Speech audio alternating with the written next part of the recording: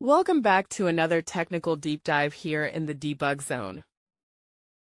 Today we're tackling a big question and breaking it down with insights from other users. Hopefully this clears up some misconceptions and helps you get the answer you need.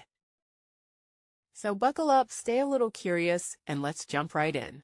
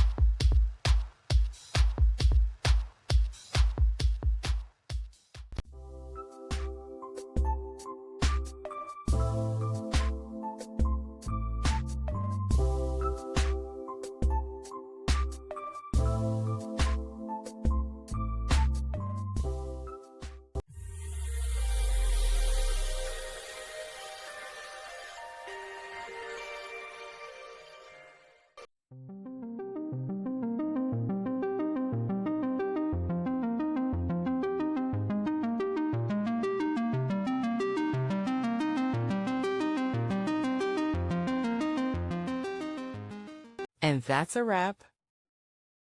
I hope you found the answer you were looking for. If you did, take a second to hit that subscribe button. It really helps out. And let me know in the comments which solution worked best for you. See you next time in the debug zone.